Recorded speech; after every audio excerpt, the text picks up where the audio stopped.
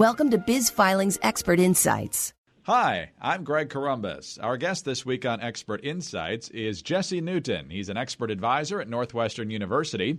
He is also the founder and CEO of Simplify Work. And he's the author of the brand new book, Simplify Work, Crushing Complexity to Liberate Innovation, Productivity, and Engagement. And Jesse, thanks so much for being with us.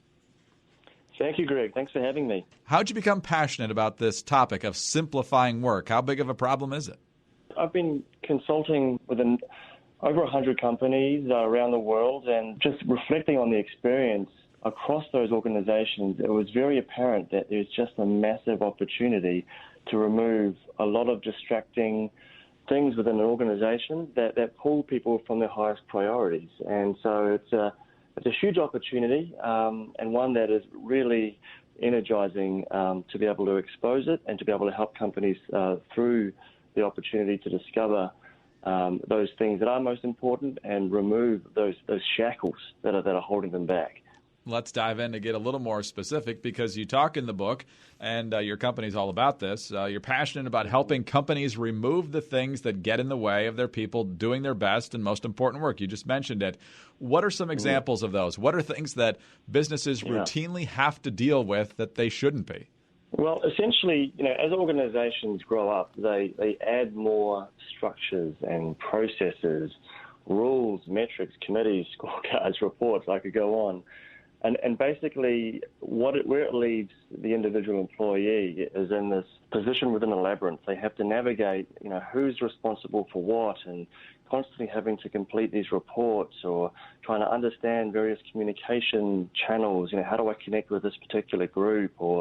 And if they get left in this state where they become very reactive, and they lose sight of those things that are most important. So it's harder to become, much more proactive around how you organize your day and where you allocate your time and energy, because you're left to react and respond to the plethora of demands on your time. And so from an organizational perspective, it's not serving to really liberate the best thinking and innovation and collaboration and engagement. A lot of people are becoming disengaged within organizations, and a big driver of that is that organizational complexity that has crept into many organizations over a long time frame.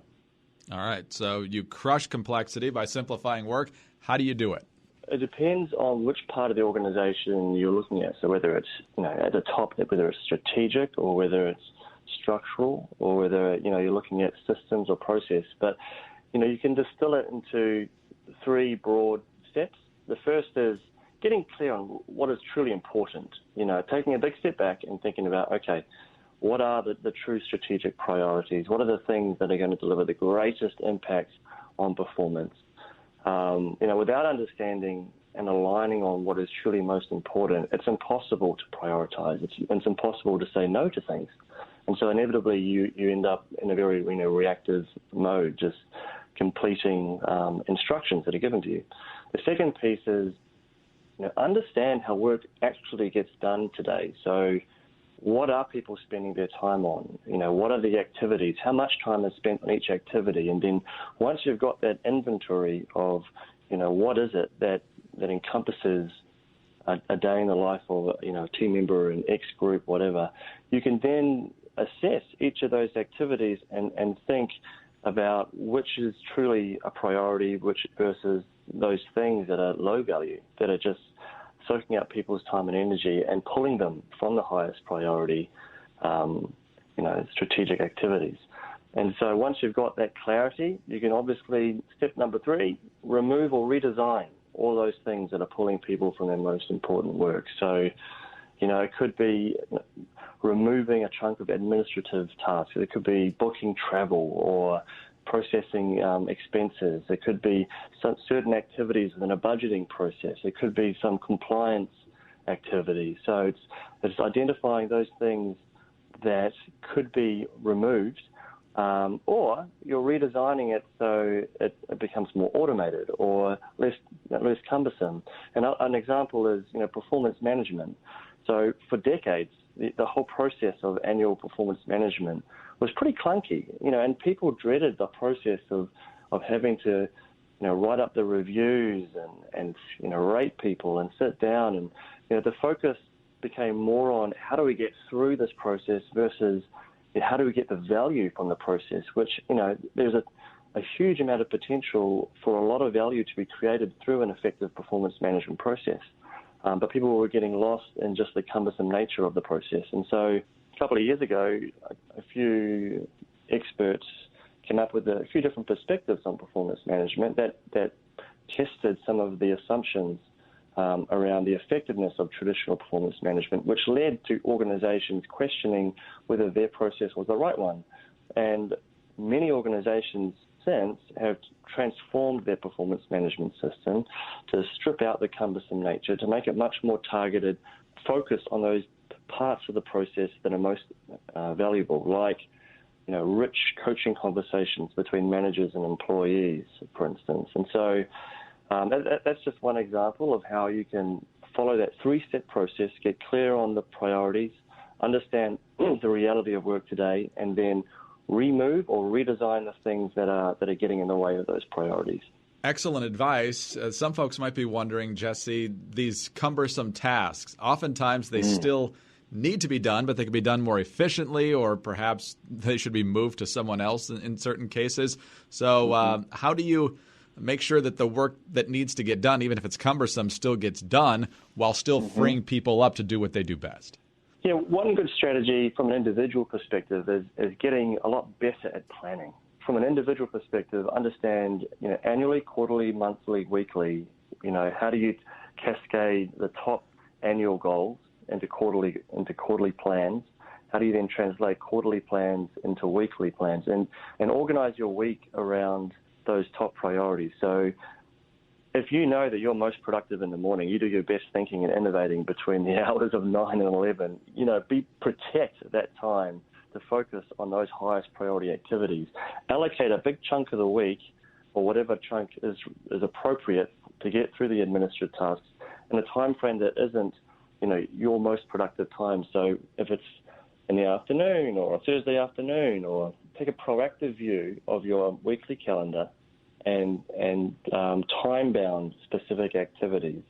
And that even includes checking email. So interruptions and distractions is a driver of individual complexity. So carve out time in the day to check and to respond to emails. And it could be before lunch or after lunch, or in the morning, and it could be 3 times a day, 4 times a day. But what you're doing is you're limiting the interruptions and distractions that can break your deep focus and concentration, can inhibit your best work. And so that's one sort of finite, practical way of, from an individual perspective, proactively, taking charge of your week and your time and your energy, and organizing it so that you're more effective. I really like the focus on time, because that's the commodity that everyone has the exact same amount of. Some businesses might have more resources than others. Some have more people, but everyone's got the same amount of time. And so being able to prioritize that and organize it effectively is definitely a key. As we get ready to close here, Jesse, I just want to have you share a story or two. It might be your own story, I don't know, or clients you've dealt with, of the difference this makes when you simplify the work, when you deal with these cumbersome tasks in an effective way, organize your time in a better way. How have you seen that liberate innovation, productivity, and engagement? Well, it's massively energizing when you see employees see the opportunity. So I facilitate numerous workshops, and I help different groups, whether it's functional leadership or leadership of an organization, just look at their organization or their function team through the lens of simplification, and it's just hugely energizing to see the reaction in the people when you identify all of those things that are pulling people from their work. And so, for instance, when you capture that list of items, people are often unaware of how many things their people are having to manage, and the competing requests and pressures on their time is often unknown and unclear. And so shining the spotlight on all of those things that people are having to manage, and is very eye-opening for organizations. And then, once they have the ability to pull things away, the increased energy and excitement and the passion and the enthusiasm returns to the job, because all of a sudden people are able to come into work and do what they were hired for, instead of having to, manage low-value work or being pulled in multiple directions and feeling like they aren't in control of their performance. Well, liberating folks to be as productive as possible is not only good for their own attitude towards work, as you mentioned before, when they have all these other tasks that distract them from those things, it really hurts morale and the overall performance of the business. And so making life more exciting and more focused for the individual makes it better for the team, which makes it better for the business. And there's a whole lot more in this book that I wish we had time to get to. But, Jesse, we've hopefully scratched the itch enough so people want to pick up a copy of it. It's called Simplify Work, Crushing Complexity to Liberate Innovation, Productivity, and Engagement. You can get it now at Amazon.com and elsewhere. It officially goes on sale February 5th. And, sir, thank you so much for your time today. We greatly appreciate it. My pleasure. Thanks a lot. Jesse Newton is an expert advisor at Northwestern University. He is the founder and CEO of Simplify Work. That's also the title of the book. Again, Simplify Work, Crushing Complexity to Liberate Innovation, Productivity, and Engagement. I'm Greg Columbus, and for more information on this topic, please call Biz Filings at 844-202-0707. Biz Filings, a Wolters Kluwer company, has been incorporating businesses since 1996.